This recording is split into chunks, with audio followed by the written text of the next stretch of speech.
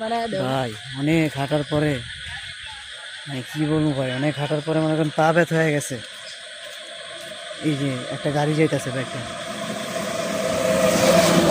এই যে পাশ দিয়ে একটা গাড়ি গেছে ভাই। সাধনার পরে আসলাম বাড়ি গন্তব্যস্থলে পৌঁছাইলাম। ভাই এখনো কি পৌঁছাই করবো নাই, ভাই, আর কিছুক্ষণ মানে সময় লাগবে। এতটা পথ যে হাইটা আসলাম না ভাই, খুব ভয়ে ছিলাম। আপনাদেরকে বিনোদন দেওয়ার জন্য আমরা অনেক পরিশ্রম করলাম। আমার মনে হয় খুব শীঘ্রই ভূতের সাথে দেখা হয়ে যাবো ভাই। আপনার সাথে থাকেন ভাই, ভূতের সাথে দেখা করে দিতেছি।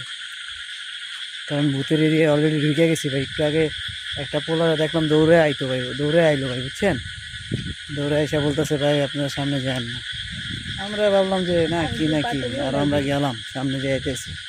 আমরা কারো কথা আজকে শুনবো না, আমরা আপনাদেরকে ভূতকে দেখাই ছাড়বো। ভূত আপনারা দেখবেন আজকে, এই নিয়োগ করে আসছি। ঠিক আছে, আওয়াজ দেখছেন ভাই, ঝিঝি পোকার আওয়াজ দেখছেন? এখানে ভূতের আড্ডা, ভূতের আড্ডা বট গাছে, মানুষের আড্ডা রাস্তায়।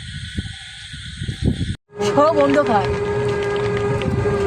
আমাদের আমলে কি লেখা, আমাদের চন্ডিকালে যা দেখছি একটা ভূত।